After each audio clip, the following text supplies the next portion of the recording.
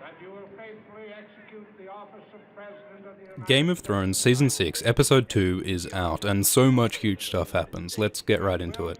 We begin beyond the wall with Bran and Bloodraven, known in the books as a three-eyed crow and in the show as a three-eyed raven. Remember, Bloodraven is a sort of a mystical, mysterious tree wizard dude connected to the old gods and the children of the forest. He trains Bran to use the powers of a greenseer, which involves walking into animals and having visions of the present and past. This scene is one of those visions. It's of Winterfell years ago, with a young Ned Stark, Benjen Stark, Lyanna Stark, Roderick Castle, Old Nan, and Hodor, or should we say Willis, who talks. Hodor talks, which raises the question of What happened? Book readers have been theorizing for years that Hodor might have had his mind broken by seeing something cold and terrible in the Winterfell crypts, or maybe that during one of Bran's visions, he might mess with young Hodor's mind by trying to talk to him or walk into him from the present. Either way, it's really cool that they're bringing this up in the show. Maybe we'll finally find out why Hodor Hodors. It's also awesome to see the young Stark siblings, especially Lyanna. She's the one who gets caught up with Prince Rhaegar Targaryen, which leads to Robert's rebellion, the death of Lyanna, and the theories claim the birth of Jon Snow, which will probably finally be revealed next episode. Check out the R+L=J video if you want to know more. So yeah, heaps happening up here, but Mira's pretty down. To be fair, her brother died, she's stuck in a cave in a frozen wasteland, and all she's got for company is Hodor, a creepy elf child, and a couple of fucking tree wizards getting high on green dreams. It is interesting that this child of the forest says that Bran... Isn't going to stay here forever. A lot of folks thought he would, that he'd slowly become one with the tree, like Bloodraven, because really, where's he gonna go? He still can't walk, outside of the matrix of his visions. Is Hodor gonna carry him all the way south in winter to the Wall? Is that where Bran will fight the War for the Dawn against the White Walkers, whatever that means exactly? And can Bloodraven really be trusted?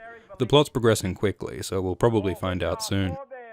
At the Wall, Alliser and his men confront Davos and the loyal Black brothers, but Wun bursts in with the Wildlings and Tormund and Ed, who take Castle Black from the Watch. Props to this guy for thinking he could kill a 14-foot giant with a crossbow bolt. Better luck next time. But yeah, like Alliser says, it really is an historic thing to see Wildlings in control at Castle Black. In the thousands of years of the Watch, this has, as far as we know, never happened before. Then down in King's Landing, some common bloke is talking smack about Cersei, so Robert Strong turns up and splatters his brain on the wall. The Mountain has always been scary because he's so huge and violent, but now that he's an unspeaking, unfeeling, undead monster, the Mountain is more terrifying than ever. But anyway, King Tommen bars Cersei from going to Myrcella's funeral. At the Sept, we learn Tommen did this to try to protect her. He feels guilty, feels like he failed her, so later he goes and asks for forgiveness, and asks for Cersei to teach him how to be strong, which can't possibly go well. You can almost see some Joffrey in Tommen's eyes sometimes. Back at the Sept, Jaime threatens the High Sparrow, and the Sparrow threatens right back, saying, "Together we can overthrow an empire." Which sounds like a very political goal for these religious fanatics to have, right? Do they really just want to punish sinners for their sins, or do they want to establish a whole new order in the capital? There are conspiracy theories about the High Sparrow, trying to explain who he is and what he wants, but honestly none of it's all that convincing. Hopefully we'll find out more about the Sparrows in the episodes to come. Over in Meereen, Tyrion, Varys, Missandei, and Grey Worm have a strategic chat. Varys says that the Slavers have taken back Yunkai and Astapor, which could lead to a siege of Meereen, like in the books. Then Tyrion visits the dragons down in the basement, and he doesn't get roasted like one character does in the books. In fact, Tyrion and the dragons seem to get along. Tyrion has this touching moment talking about his childhood dreams of dragons, like a kid talking about dinosaurs, and the dragons seem to listen and understand. Which reminds us how little we know about the dragons. How intelligent are they? How loyal are they? And just how destructive can they be? Now that Tyrion has unchained them, we'll probably soon see. Also, this connection Tyrion seems to have with the dragons might support the theory that Tyrion is not the son of Tywin Lannister, but of the Mad King Aerys Targaryen. This is a controversial theory, but it could almost make sense. Having Targaryen blood may allow Tyrion to one day ride a dragon like Daenerys does. And Tyrion does have experience designing unconventional saddles, so who knows? Then we're in Braavos with Arya, and the waif beats her up again, asking her what her name is, because the Faceless Men want Arya to let go of her identity and become no one. The waif leaves and Jaqen H'ghar appears, or more likely, the waif wearing Jaqen's face. Remember last season, someone who seemed to be Jaqen drank poison and died. Then the waif wore Jaqen's face, showing that any faceless man can be Jaqen because the faceless men are no one and have no personal identity. But anyway, Arya's told that her time as a beggar is done, and she has to take on a new identity. Probably Mercy, the girl who works in a theatre troupe. At Winterfell, Walder gives birth to a son. Since Ramsay is a bastard, this baby boy is ahead of Ramsay in the line of succession. So Ramsay stabs his father and murders his stepmother and his newborn baby half-brother with dogs, as though Ramsay could possibly be hated any more than he already is. It is a little surprising that Roose goes down so easily, because in the books at least, Roose is pretty good at manipulating and controlling his monstrous bastard, but here he seems to get totally caught off guard.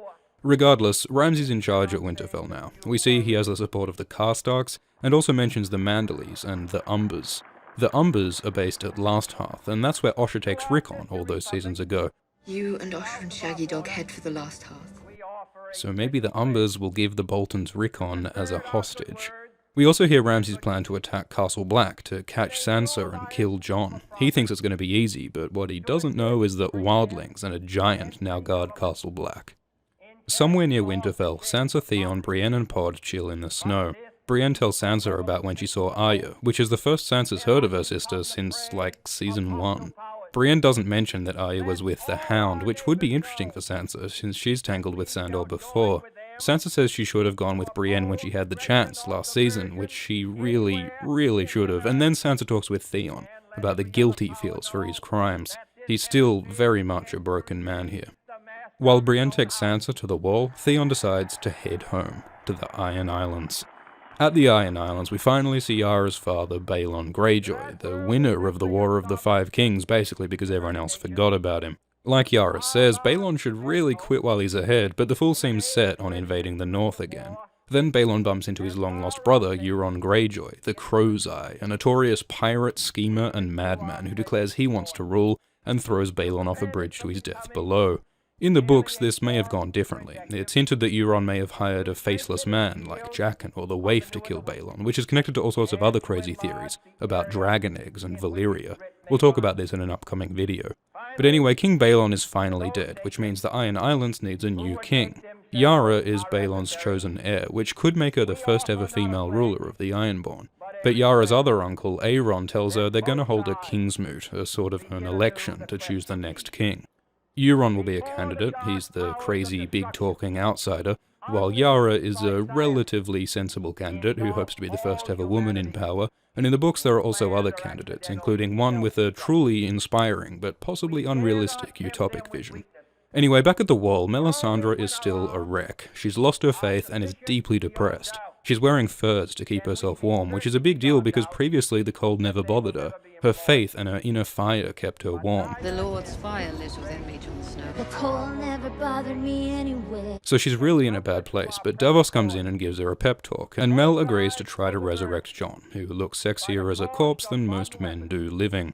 Readers have been waiting for this moment for almost 5 years, and they've often imagined the resurrection as something big and dramatic and magical, involving blood sacrifice or a burning pyre or weirwoods or white walkers, so it's surprising that all it took in the end was a sponge bath and a haircut. It'll almost certainly be very different in the books, but this way kinda makes sense too. It's very similar to how Thoros of Myr first resurrects Beric Dondarrion. Thoros didn't have much faith, but he says some prayers anyway, and Beric rises from the dead. But the thing about Beric is that when he's resurrected, he loses parts of himself, bits of his identity and memories. George Martin, the author of the book, says that when his characters are resurrected, they're worse for wear. In some ways, not even the same characters anymore. They've changed or transformed, and they've lost something. It's also implied that this gets worse the longer the body's left dead before resurrection. So at least in the books, we should expect Jon to be a changed man. But the show might want to keep things simple and make Jon the same Snow we know and love. Either way, Jon Snow is back. This could be a fulfillment of the prophecy of Azor Ahai. He could be the champion of the Lord of Light, prophesied to fight against the Walkers and the Whites. He's freed from his watch vows now, so if R plus L equals J is true, he could be crowned as the rightful king. And at the very least, we can expect Jon to ride south against the Boltons, perhaps to embrace his identity, not just as a Watchman or a Snow, but as a Stark. So, we're just 2 episodes into Season 6, and so much huge stuff has already happened. Bran's getting visions of the past, wildlings have taken the wall, Jaime and Sparrows are clashing, and Robert Strong is on the loose, the dragons are free in Marine, Arya is taking on a new role in Bravos, Ramsay takes control at Winterfell, Brienne and Sansa head north while Theon heads home to the Iron Islands where Euron arrives and the stage is set for an election, and at Castle Black, Jon is back, and the setup is in place for his true parentage to be revealed. We're really starting to pass the books now, which means anything could happen. If you want to know about Jon's true parentage, check out the R plus L equals J video. If you want to know about the Tyrion Targaryen theory, check that video out. And if you want to hear the word Hodor for 2.5 minutes, watch the Hodor video. Special thanks to the channel Rawrest for supporting this video. Rawrest covers Game of Thrones and A Song of Ice and Fire, as well as comics, sci-fi, and other pop culture. So click the link in the description if you'd like to check her out.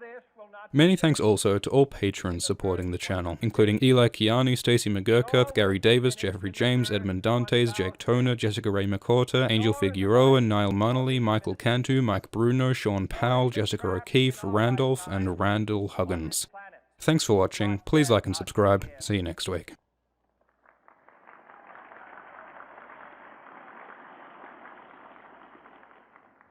In your hands, my fellow citizens, more than mine, will rest the final success